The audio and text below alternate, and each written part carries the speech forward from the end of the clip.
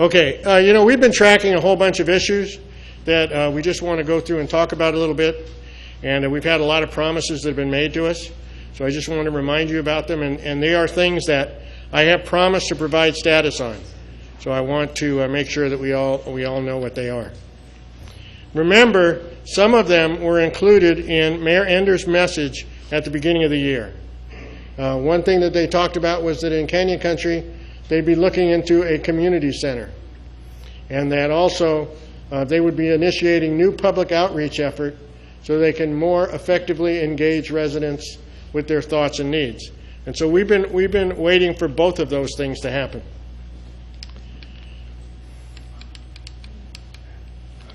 The first was relative to the community center. And remember where we left off last month, I had an email from Mr. Polskamp who told us that they anticipated the lease proposal to the council at the March 27th meeting. And their outreach efforts in Canyon Country are still being developed. Now, I guess I still have, and you're going to see this constantly, I have a real difficulty understanding why it takes months to plan outreach efforts. All you have to do is call me. I'll give you a venue here in Canyon Country. I'll advertise it for you. We'll do anything that you want to get people here, but somehow they have to continue to plan it. Anyway, that's where we left off last month. What happened was that it was not on the March 27th agenda. It did not happen, so I sent out an email notice because I had asked you to attend the meeting and support the Canyon Country Community Center. And as you might suspect, I didn't let that lie. So I sent another email into the city, and I said, Ken, I was disappointed not to see the Canyon Country Community Center on the March 27th City Council meeting. Just checking to request the latest status. Hope all is going well. And so he said, Dear Al. Thought you might like that. Thank you for checking on the status of the Canyon Country Community Center. Our staff anticipates a future City Council agenda item for the center. However, we are still working on the lease and development issues. No date. This item will come forward to the City Council at an appropriate time when those issues are resolved. So at this point, I decided I was going to wait till after the election. I mean, one of two things were going to happen at that time. Either we were going to have a change, and we would see who that was, or it was going to stay the same, but then I would know who to talk to. So I decided that I would continue this quest to find out when the date is after the election. The election is now taking place, so by next month we'll have a lot more information. So establishing the Canyon Country Community Center was one of Mayor Ender's 2012 goals. It appears now that we're not going to see the opening of the center by this summer. That's when we were promised it. It would not be realized by then. And public outreach was to have taken place before the summer opening. So you're going to hear me say it continually. The idea that it takes months for staff to come up with an outreach plan seems disingenuous. They spent 2 years coming up with an anti-gang task force outreach plan and never did any outreach. So we're going to keep pushing that. And we'll schedule time with whoever the new mayor is and probably our new council members, and we're going to talk about this a lot. Another activity that's coming out here in Canyon Country, which I think is excellent and is really helping us, is the Canyon Country Business Alliance. I think it's really called the Canyon Country Merchants Association. George Thomas of Route 66 is spearheading the formation of the Business Alliance. And when we've talked about it, and when I've gone to some of the meetings, the focus is very similar to what we talk about here. Members of the business community are concerned virtually about the same things that we are. They're upset. They're worried about gangs. They're worried about graffiti. As a matter of fact, there's been a large number of incidents of individuals that have been etching their windows. So it's costly. And they're interested in keeping the neighborhoods looking clean. They're interested in eliminating illegal signs and banners.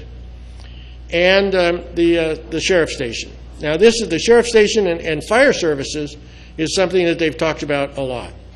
So they're interested in the whether or not we're going to get a sheriff's station here in the Canyon countryside, and they're interested very much in the fire service response time. And the reason for that is because of what they feel, and I agree with them, is the lack of the adequate number of paramedics on the east side. Currently, in the Division of Services, there are 4 paramedic units stationed west of Bouquet Canyon, approximately, 1 east of Bouquet Canyon. And that particular paramedic squad may get called off up and down to 14 if, in fact, they need to, they get a call. So they're initially going to incorporate their activities as members of the Chamber of Commerce, and they'll probably become a subcommittee. They're still working on that, and we'll see what happens. But the city has taken them seriously. Tina Haddad was at the meeting on March the 8th. She commented on Mayor Ender's outreach program and talking about that staff is currently in process of planning outreach, which should occur by the end of 2012. I mean, this must be the best planned outreach program that's ever been created. At the March 22nd meeting, the fire department and sheriff's department were represented, and that's when they discussed the concern mainly. This was the main topic, was a concern over the disparity of paramedic services assigned relative to the size of the population. And so Stephanie English was there and talking about how the fire department attempts to always make their reaction times, but I don't think anybody was truly satisfied. One thing that she did say was that out of the 3,000 firefighters in this area, 1,000 of those firefighters are trained as paramedics. And I said, if we have paramedics riding on the trucks, and I know that they may not be working as paramedics while they're on the fire truck, in an emergency, why can't they use their skills as paramedics? And the best answer they could give me was, well, they don't have a drug kit on the truck. To which my answer would be, well, let's put a drug kit on every truck. Okay? So this is a concern, and they are working on it. The next meeting is Thursday, tomorrow, April the 19th. I'll be there, and we'll continue to collaborate with them. But I think it's a good thing overall for Canyon Country and the whole city. We've talked a lot about the Extreme Neighborhood Makeover. It pretty much started here in Canyon Country. It was initially proposed in 2005 to us. It ended up getting started in 2007 and did not have a good start. And then again, it started again in 2008, where they named it the Extreme Neighborhood Makeover, and had their first Extreme Neighborhood party and outing, which was right on my corner. They wanted feedback. Well, they've now returned to Lower North Oaks. We have a new enforcement officer, Nancy Gilbert. I've spoke with her and talked to her the other day about her activities. She's rotated in from urban forestry, and she has got another couple of more months to work, and then she'll be gone, unless, of course, she picks up a job here with Cruz. Their main emphasis that they are working on continually is curb appeal, and they have a goal to complete the east side of Lower North Oaks within a couple of months. That will be really, I'd be really happy with that, because we've been talking about that since 2008. So I just thought I'd share with you a little bit of what I thought code enforcement is doing well. One thing is that their effort has made a positive effect on our neighborhood. They go to areas, houses that are dilapidated. They're working on houses that have been abandoned, and talk to the owners, the eventual owners, of keeping them relatively good looking. They're making an honest effort to complete their task while being considerate of homeowners' feelings and concerns. And you'll hear me talk about that a little bit more, because when they came back to Lower North Oaks, they'd been back for a while. I had a group of people down at my house yelling at me. waving these letters that they got from code enforcement. And it took a little while for me to smile at them and say, why are you yelling at me? But when we talked about it, I went back and talked to Cruz. And I think that we went back and talked to these homeowners. And they are making an honest effort to be considerate of homeowners' feelings and concerns. And also in the way you talk to homeowners when you're coming there and saying you have to fix something on your property.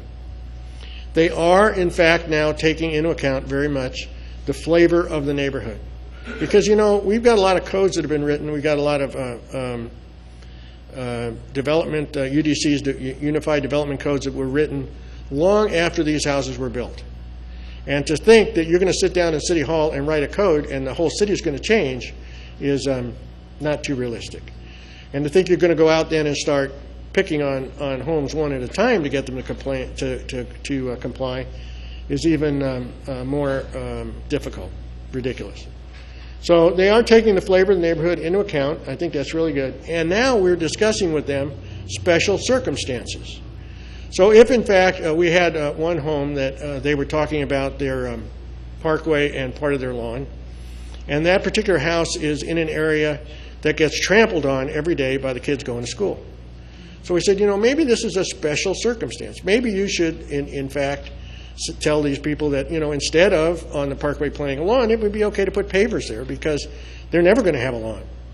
And when I was talking to Nancy, I was very happy to see that she went to go verify some of those places where special circumstances might change what the city would ask them to do. And I think that's a good thing to take into account. And finally, the best part of all, they're finally sending out completion letters. They never did this before. You would get a letter and say, you need to do this, and you would do it, and you would say, am I done? And that's what you'd hear. You wouldn't hear anything, okay? But now they're sending out completion letters, and that's part of what is making their job easier with our neighbors, is because all of a sudden some of these same people came back to me and said, wow, did you see this letter I got? It said, thank you for doing this stuff, and you're done. And so that's a good thing. I think they're doing that very, very well. Now, what they could look to improve on, I really would like to see them establish a permanent crew, because the crew keeps changing. And, you know, a lot of people will turn around and they'll come into their neighborhood and say, I'm here to help you, and I'll be here forever. And then a month later, another person knocks on their door and says, I'm here to help you, I'll be here forever. Well, I'd like to see them really have a top-notch crew that's there all the time. And they really need to look at providing initial training, because in a lot of cases when these code enforcement officers, that's part of the discussion I had with Nancy, gets on the job, they really don't know what's going on. They know there's some open cases, and they learn when they're there. So providing initial training, I think, would really be great, and then follow it up by regular coaching and team building with these individuals. That's a tough job. Anybody here who's ever worked in the quality department of any company knows that you're not the production line's favorite person, and you have to be able to build that bond with them so that they know that you're helping and not just causing a problem. I think then documenting their work rules is very, very important. We've been after them to do this forever. And that is to say, what rules are you using every day? And make those rules visible to the public so every person doesn't have to argue the same case. Right? So that's some of the things those were supposed to be these directors' policies. And we've been told since 2008 that there are directors' policies that give them guidance on code applications. You know, when you write an ordinance, when the city or the state, well, the city, let's just stick with the city. When the city writes an ordinance, they also write an enforcement policy. So just like when they wrote the oversized vehicle parking ordinance, there's an enforcement policy that goes with that says, you know, this is where you take complaints, this is who you take complaints from, this is how you deal with it when you find an oversized vehicle. So those should be in what they were calling directors' policies. This is what you do when you go into an existing neighborhood. Maybe this is what you go when you go into an area in Saugus that's different from an area in Canyon Country that's different from an area in Valencia. And by having those things written and visible to the public, you don't have to make those arguments over and over again. Lastly, I think they need to champion UDC changes for existing neighborhoods based on their experience. And we've been trying to get those UDCs passed forever. So,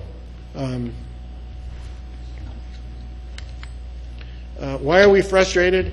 In a lot of cases, it's because of those UDC changes. And UDCs, or the Unified Development Codes, are the codes that the code enforcement guys go out and try to enforce. And they change changes of methods. We have asked for UDC changes for a method to account for existing neighborhoods, which have been promised to us for the last 6 years. And so last year, planning chaired a meeting to solicit public input on UDC changes. And Rick and I were there. We participated. And we put in changes with suggestions and justifications. So not only did we say this is something that we think needs to be changed, but we justified why it was and had some good open discussions with the planning people. So we were told, well, I know that you've been waiting a long time for these UDC changes, but you really need to wait because we're working on a whole bunch of changes, and they will correspond to the acceptance of One Valley, One Vision. And so at the beginning of the year, or at the end of last year, I checked, and the planning manager said, well, we'll have them ready in the spring. Well, is it spring yet? But when I asked Cruz about them, I heard that that they and planning are putting together some changes in there. They'll probably be ready by the end of the year. I'll keep my fingers, toes crossed. Did someone have something to say? Could you pass the microphone back for them, please? I usually don't need a microphone. Well, you don't need a microphone. Val, you don't need a microphone. We'll hear you, but I want to make sure your comment gets on the video. My name is Valerie Thomas, and I live in Placerita Canyon. I know it isn't Canyon Country, but we do share many of the same concerns. A lot of being shined on, just as what I'm seeing here. It is spring yet. Get on them. Placerita has been working on our Special Standards District, which is being decimated by the North Newhall area. And we have gotten something in writing from James Choi. So keep on them. You can get your results now, and you just need to be that damn squeaky wheel. Thank you, Val. Thank you, Val. I think the one thing that they're not worried about is that I'm going to go away. They have that same problem with Placerita. Public participation. Do we have any speakers, please? Berta? All right, go ahead. I just wanted to expand on some comments that Al made about the Community Center for Canyon Country. I actually saw the proposal for bid in the newspaper, so I thought, oh, good, we must be close.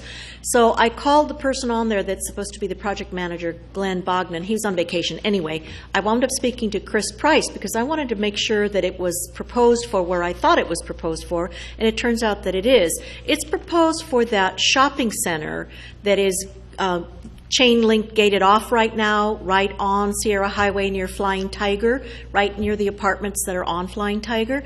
And when he confirmed that that was the location, my concern was that it's a good location as far as if it's going to be a multi-generational type community center for seniors and young people and so forth. But that hasn't been established. But my real concern was when he said that it's not going to be the entire shopping center, it's going to be a portion of it, and then I said I think that's going to be too small. So if you guys are interested, you kind of need to keep on top of it, because if we want to have something on our side that is going to be big enough to actually, provide some benefit and be used by multi-generations, then we need to have a place that's big enough. Anyway, that's my